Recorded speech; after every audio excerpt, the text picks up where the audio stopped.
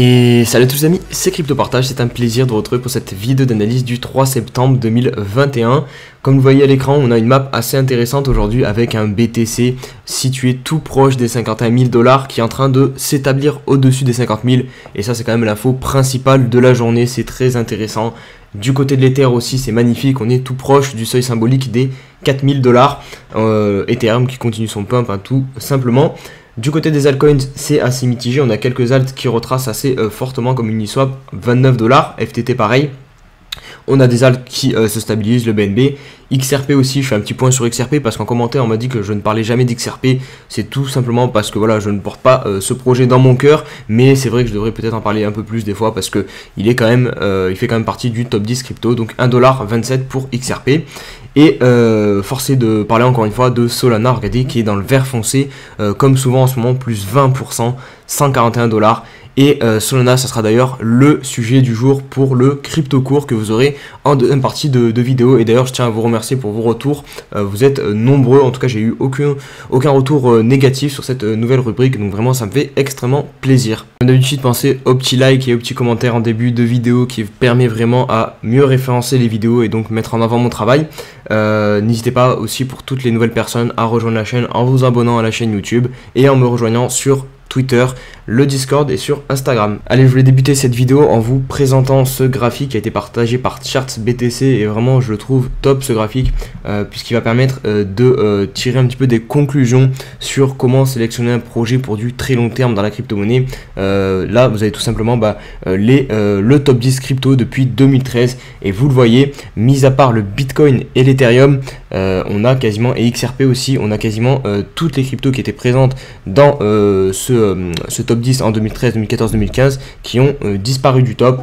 On a juste le Dogecoin ici en bleu qui était présent en 2014-2015 qui a fait une réapparition en 2021, pareil pour Cardano, mais sinon tout le reste pour l'instant c'est sorti du top 10. Vous avez par exemple le Litecoin qui est actuellement 16e, 17e il me semble à peu près, mais vous voyez que lui petit à petit il dégringole et en même temps c'est normal, si on prend uniquement ce projet puisqu'il n'y a pas de nouveauté qui est annoncé sur le protocole, donc c'est un projet qui tombe un petit peu à l'eau, j'ai l'impression, donc c'est pour ça que c'est vraiment compliqué de savoir en fait et d'investir sur un projet, de se dire que je vais investir sur un projet pour une dizaine d'années. C'est un pari très risqué puisque vous le voyez sur les 10 cryptos du top 10 de 2013, allez on va dire jusqu'à 2013-2015, on a seulement 3 cryptos qui sont toujours présentes dans le top 10 actuellement, donc le Bitcoin, l'XRP et Ethereum. Et c'est pas pour rien que voilà, quand on vous dit que pour commencer à investir, il faut investir sur le Bitcoin et l'Ethereum, c'est aussi parce que c'est les actifs qui vont prouver le plus dans le temps. J'avais fait un sondage en début de semaine en vous demandant si vous pensez que Ethereum allait casser sa résistance des 3350 $.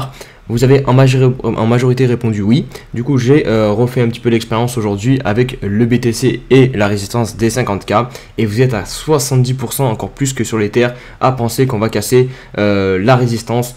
Donc ça dénote, ça démontre un petit peu l'euphorie qui est en train d'arriver petit à petit parce que voilà, les personnes pensent plus qu'on va pump, qu'on va dump.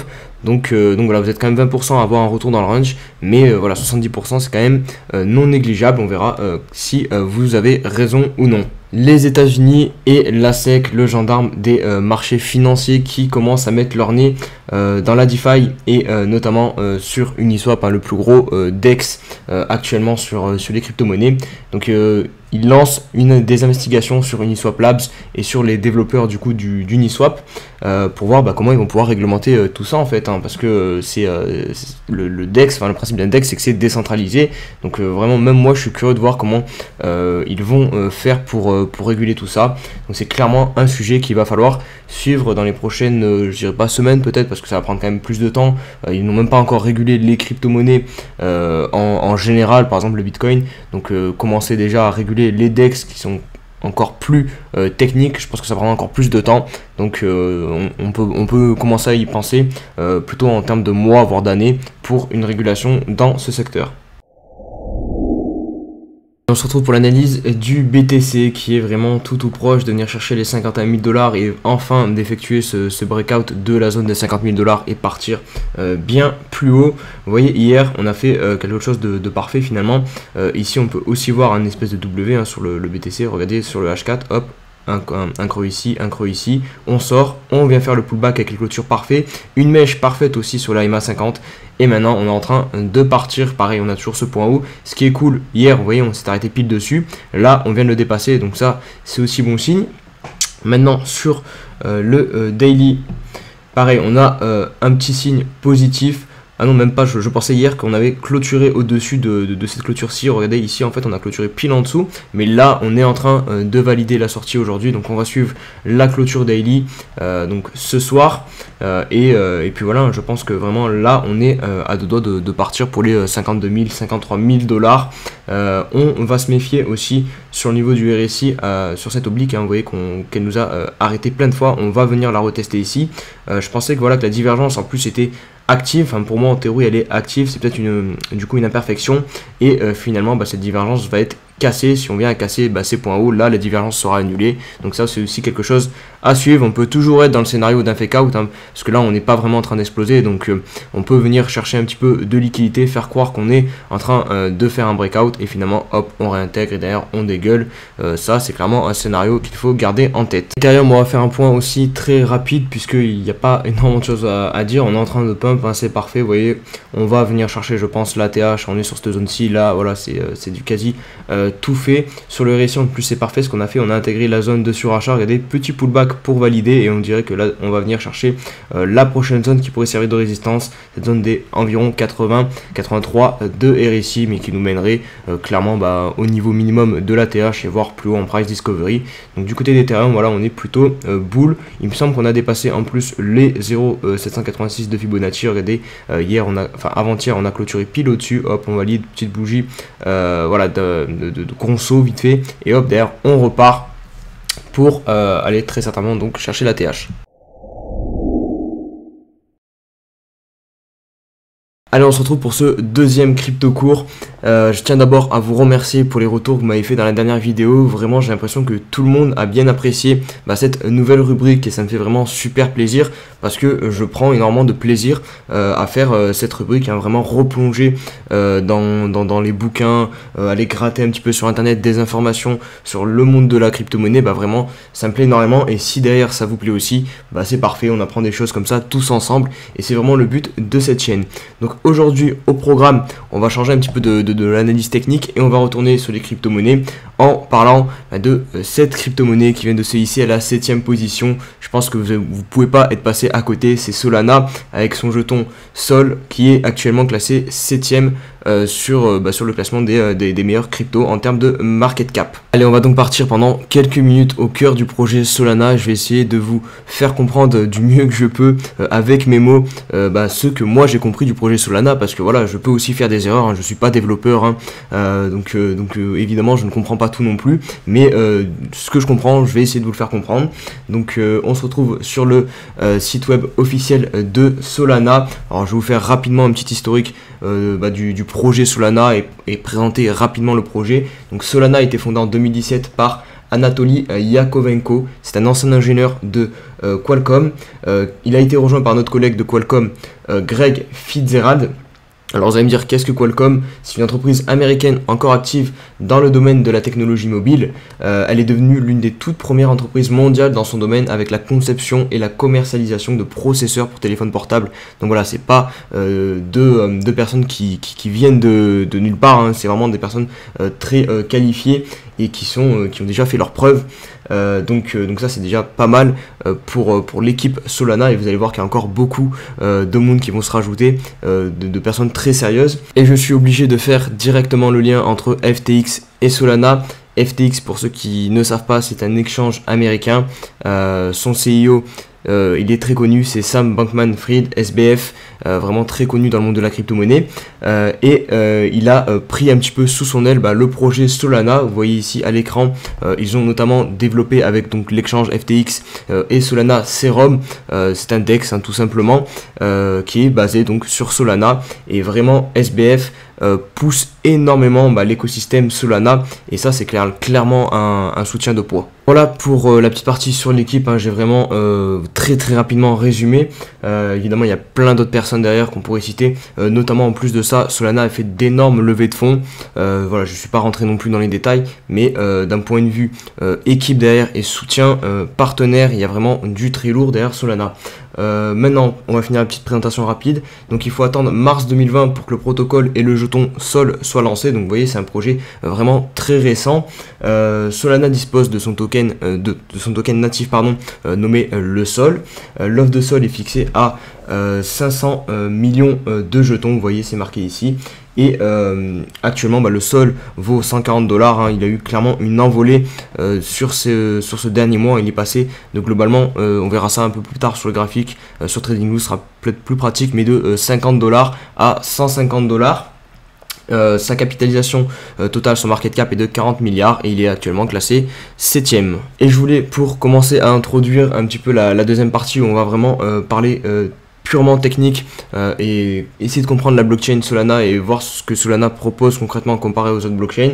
Alors je vais vous donner les avantages du Sol. Donc il y en a deux. Alors le stacking, les utilisateurs peuvent stacker directement leur Sol ou les déléguer à un validateur actif pour sécuriser le réseau et du coup en reçoivent en rémunération.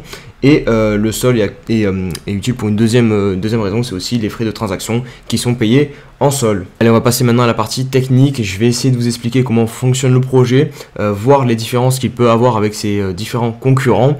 Et j'ai vraiment essayé de résumer ça avec mes mots. Donc voilà, j'espère que ça sera assez correct et que je vais pas dire de bêtises. De toute façon l'espace commentaire est là pour ça, vous pouvez me corriger si jamais j'oublie de dire des choses. C'est sûr certain de toute façon que je vais oublier des choses, hein. Je peux pas résumer le projet en 5-10 minutes, hein. C'est beaucoup trop compliqué, mais voilà, l'espace commentaire est là pour ça. Si vous voulez rajouter des choses, il n'y a aucun souci. Allez, on y va. Donc Solana, pour résumer grossièrement, c'est pour moi comme Ethereum, c'est une blockchain qui va vous permettre de créer des applications décentralisées et vous permettre d'envoyer des jetons. Il faut rentrer plus en détail pour voir les changements qu'apporte Solana pour se démarquer des autres protocoles. Donc le principal problème actuellement que rencontrent les protocoles crypto en ce moment, c'est l'augmentation d'utilisateurs. Et du coup, ça crée un engorgement des blockchains avec tout ce que cela va engendrer. Donc c'est des frais de transaction plus élevés et des transactions plus longues.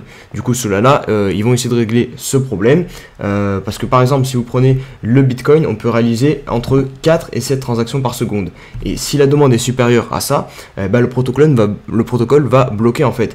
Et le coût des transactions va augmenter et le temps aussi des transactions va augmenter. Donc c'est pas du tout possible en fait de mettre ça à l'échelle de la taille de la planète en fait. C'est trop compliqué. Donc Solana veut résoudre ce problème et permettre d'avoir une blockchain utilisable à l'échelle de la planète et permettre à la finance décentralisée surtout d'être exploitée à fond. Pour cela, elle va utiliser deux méthodes de consensus, donc le Proof of Stake qui est très connu, et un autre, en fait elle va combiner les deux, un autre qui est assez novateur, du coup le Proof of History. Cette nouvelle technologie, ce nouveau mode de consensus, grâce à ça, la blockchain Solana a une évolutivité énorme et la décentralisation et la sécurité, qui sont les deux autres piliers indispensables à une bonne blockchain, ne sont pas remis en question. Donc ça c'est vraiment super important. Bref, voilà, je vais pas plus rentrer dans les détails, j'ai essayé de faire assez court comme je vous ai dit, mais en gros voilà, Solana c'est rapide, 60 000 transactions par seconde. Vous comparez ça à Bitcoin, voilà, vous voyez bien qu'il y a une énorme différence. C'est peu coûteux, des frais vraiment quasiment inexistants, on parle de frais en centimes d'euros, en centimes de dollars, et ça permet de développer des applications décentralisées dessus. Et on va conclure avec un petit point sur les graphiques. Ce graphique qui fait pas mal parler de lui en ce moment. Vous voyez à quel point il est vertical maintenant. On se demande bien quand est-ce que Solana va arrêter sa folle ascension. 150 $ même il a touché dans la journée aujourd'hui. Donc vraiment le pump ne s'arrête pas. Voilà, on pensait déjà qu'un retour à la TH ça allait calmer un peu le truc, pas du tout. Il allait chercher les 100 $, on pensait que les 100 $ allaient calmer le truc, pas du tout. Il continue de pumper. Donc évidemment, voilà, c'est bateau de le dire, mais on ne rentre pas sur des trucs comme ça. Ou alors il faut être conscient des risques, hein, parce que vraiment, là c'est une totale inconnue. Il peut très bien s'arrêter à 150, à 180, à 200, on peut pas savoir. Et du coup, si vous voulez jouer avec de l'inconnu, bah c'est spécial. En tout cas moi c'est pas mon mode de fonctionnement. Donc voilà, il faut attendre un retracement plus prononcé, et notamment pour moi un retour au minimum sur la moyenne mobile 50 périodes que vous avez ici en rouge. En plus ça correspond à cette zone qu'on a un petit peu travaillé, donc aux alentours des 80 $. Ça pourrait être intéressant de repayer Solana. Voilà pour le petit topo sur Solana. En gros, pour résumer, c'est un très bon projet, hein. Il est backé par de très bonnes équipes, et même fondamentalement, bah voilà, c'est du costaud. Donc je pense que c'est un projet dont on va entendre beaucoup parler durant ces prochaines semaines et même prochaines années. Donc voilà, si vous avez du sol, je pense que c'est très bien, et de toute façon il vous le rend pardon, plutôt bien avec ce gros pump. Voilà pour cette vidéo, n'hésitez pas à me dire ce que vous en avez pensé en commentaire comme d'habitude, et on se dit à demain pour une nouvelle vidéo. Allez, ciao ciao.